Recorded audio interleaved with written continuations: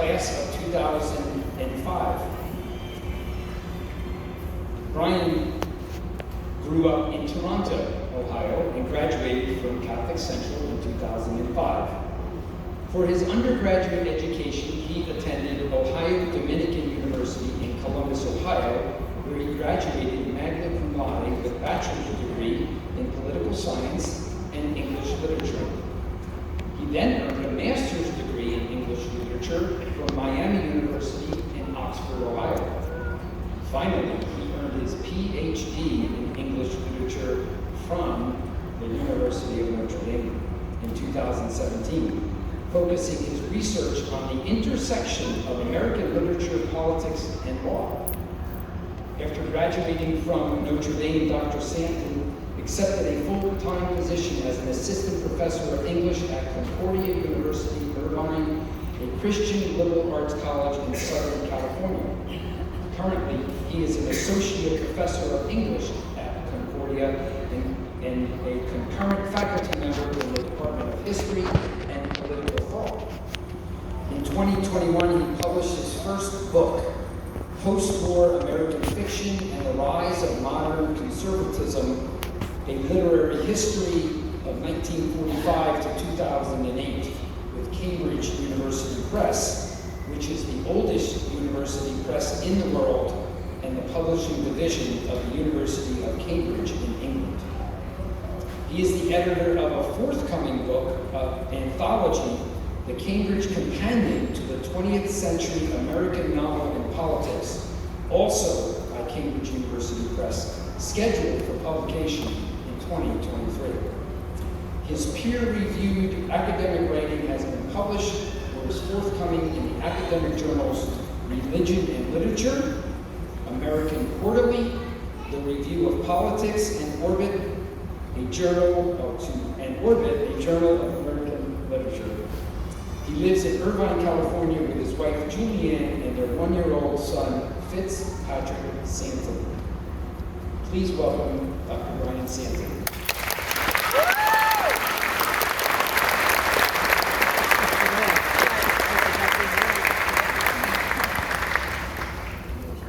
Principal Costello, Steubenville Catholic Central, faculty and staff, family and friends, and most importantly, the graduating class of 2022. It is my honor to speak to you today. When I graduated in 2005, this event would have been unthinkable to me. Let me explain.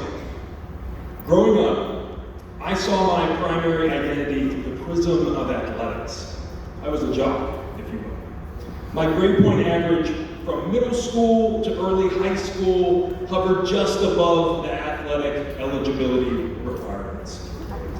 Although I was an avid reader in my spare time, I was not a good student. As my mom is fond of saying today, quote, I do not remember you ever bringing a textbook home from school for the first 13 years of your life. All of this began to change halfway through my high school years. Thanks to several wonderful teachers here, I started to realize that my private passion for reading could be fused with my academic classes. For instance, in Miss Catherine Constantini's junior year English class, we were tasked with writing a research report on famous classic novels and their authors. Some people chose A Tale of Two Cities by Dickens, other people chose The Great Gatsby by F. Scott Fitzgerald. I chose The Godfather by Mario Puzo. At first, Miss Constantini said I misunderstood the assignment, as this did not constitute a classic novel. I told her that it did in my Italian household, or at least the movie did. We watched it every year before Christmas, actually. So she makes a deal with me. She says, if I go to the high school library, I check out the Encyclopedia of American Authors, and if I can find any scholarship on the novel or Puzo, I can do it. As luck or fate would have it, there was an entry on it. I dove headfirst into the research, and needless to say, it was the first time that I ever straight up geeked out on an assignment.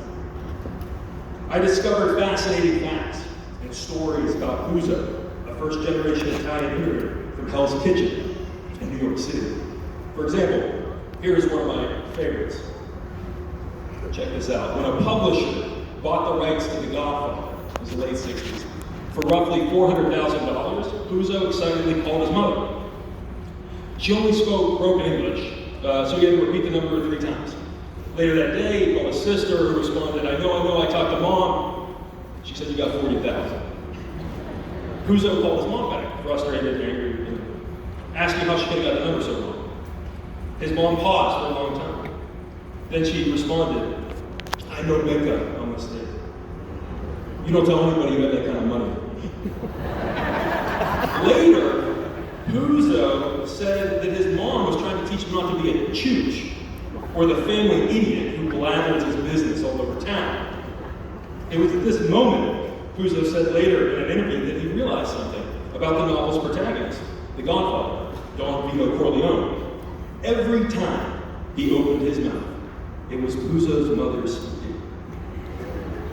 After completing this research project, I too realized something, which was that school could be fun, not in the way that video games or ice cream could be fun, but in the way that challenging intellectual work could be fun, which is to say the unique heady pleasure one gains through the augmentation of perspective, the enlargement of self, the epiphany of seeing reality in a captivating new light. So I was hooked on my new interest, academics. No one was more surprised than me, except maybe my parents.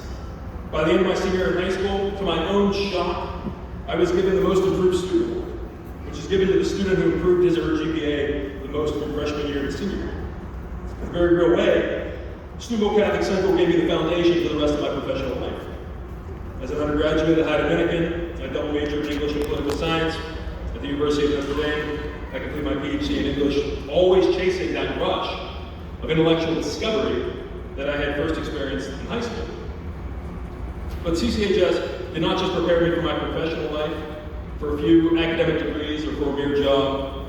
My education provided me with a much deeper, much more personal foundation related to my Catholic faith. It was in my high school religion classes that I was first introduced to Christian writers who would become some of my favorite all-time authors, such as C.S. Lewis, Flannery O'Connor, Leo Tolstoy, Fyodor Dostoevsky, all of whom I regularly teach now in my college courses. I was particularly drawn to the way that these authors wrestled with profound religious doubts, yet remained committed Christians. Reading these authors when I was younger, poring over their novels and treatises, it felt like I was being allowed to overhear an exciting, long-running conversation about truth, beauty, and goodness. But I also had doubts. Reading was fun, for me, sure, and it gave me that intellectual rush, but I was always worried about the practicality of these pursuits. Look, I would say to myself, Tolstoy and Dostoevsky, they write big books and they take a long time to read. Couldn't I be doing something more productive with my time? Little did I know that in several years, life's many twists of fate would show me just how practical these pursuits could be. At Notre Dame in the spring of 2015, I had just transitioned from a PhD student to a doctoral candidate, ready to write the first chapter of my dissertation. Life was good. I was married to my first wife, Denise, and I was having a blast doing archival research every day in Notre Dame Library. Then the unthinkable happened. Denise began experiencing slight tremors in her leg and then in her arm. We took her to the hospital and she was diagnosed with stage 4 brain cancer, a malignant tumor near the base of her skull. Sorry. In the short term, some treatment can help manage the symptoms and prolong life. With a long-term rate is probably 0. In Chicago, she underwent 8-hour brain surgery because it was fully awake because the tumor was so close to her skull. The surgery was a stunning success. After months of radiation and chemotherapy in a full year, the tumor did not reappear. The doctors told us that they may have misdiagnosed her. Virtually nobody survives a stage 4 brain cancer diagnosis. If you do, odds are you were misdiagnosed, the doctor said. It looked like at least it was going to be a miracle story. But this story was not that happy ending. In late 2016, the tumor returned with unrelenting, rapid aggression. By early 2017, she was only conscious a few hours a day, and basically unresponsive. Denise died in late May 2017, her final breaths taken in my arms.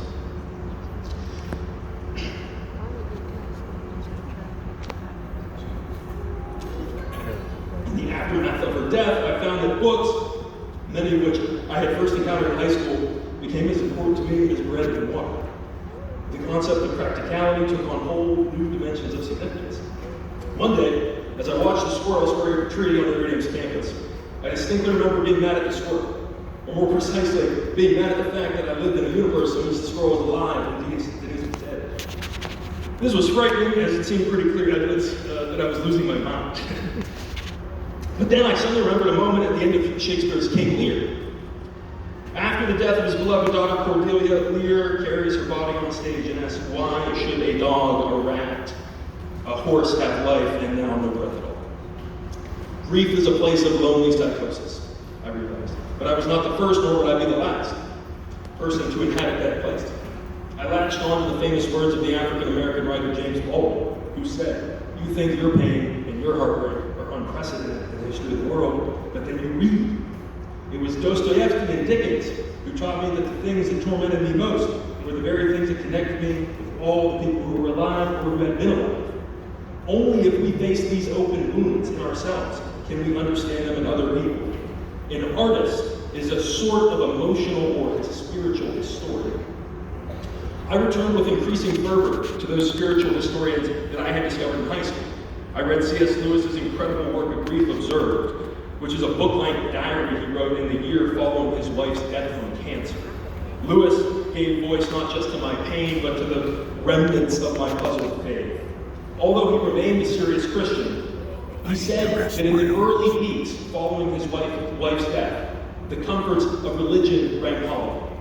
Quote, talk to me about the truth of religion and I'll listen gladly. Talk to me about the duty of religion and I'll listen submissively. But don't come talking to me about the constellation of religions right now, or I shall suspect that you won't understand. I read Dostoevsky's The Brothers Karamazov, which I also teach, a novel whose core theme is the question of theodicy. That is, the anguished question of why a Christian God, who is all-knowing, all-powerful, and all-loving, still permits so much innocent, horrific suffering in the world. In the end, Dostoevsky implies that the theological answer largely remains a mystery for humanity, but that on a practical level, human beings have basically two choices. Either we can marinate in our suffering, fanning the flames of our resentment, and stewing over the cosmic injustice that has seemingly been visited upon us, or we can respond with active love and use our experience, very much in line with Baldwin's quote, to connect with other people and help mitigate their pain. Finally, I reread the book of Job, one of the most profound books of the Old Testament. In the biblical story, Job loses everything. His children die, his wealth evaporates, and his health fails. Job's pious friends, his would-be religious comforters, insist that God only punishes evil people, and that the virtuous are always rewarded in this life. Therefore, Job must have committed some secret, heinous sin. But Job has not committed any sin of this magnitude, and he demands to speak to God to learn what he has done to deserve such extreme suffering. God does come down in a dizzying whirlwind to speak to Job, but God does not provide answers. In fact, he only asks a series of radical questions, questions which are impossible for Job or any other human being to answer, such as, where were you when I created the earth? As the theologian G.K. Chesterton notes, in this story, God does not come down to earth to answer riddles, he comes down to propound them.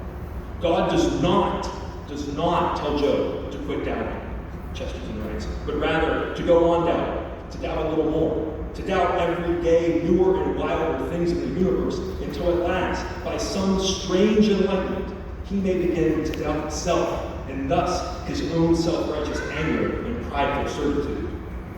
In the end, Job receives everything back twofold, as he is blessed later in life with more children and more wealth than he ever had before.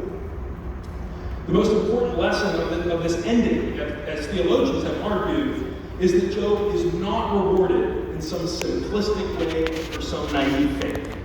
No, he is rewarded precisely at the moment when he throws up his hands and admits that he cannot fully grasp God's reasons, that he cannot solve the problem of theodicy, and trusts God anyway. This biblical tale struck me with prophetic force after I moved to Southern California, anxious and alone, to start my new job as an English professor, only months after Denise had died. At precisely the moment when I admitted that I could not grasp God's reasons, when I gave up trying to solve the problem of theodicy in my own little tiny skull-sized kingdom, and trusted in God anyway, I was rewarded twofold. In 2018, I went to a Halloween party in San Diego dressed elaborately as the professional wrestler, Macho Man Randy Savage. And I met a smart, beautiful young woman named Julianne. We were married in 2019. 2020, we welcomed our son Fitz into the world. God's reasons may be inscrutable for us mere mortals. But to quote the book of Psalms, the judgments of the Lord are true and righteous altogether. So, to conclude my speech class of 2022, I am sorry that I have no pearls of wisdom to share with you, no graduation cliches, no motivational platitudes. I'm an English professor who makes a modest living by teaching young people how to love stories and understand how they work. I hope you glean a little wisdom from my stories, many of which started right here at Steubenville Catholic Central.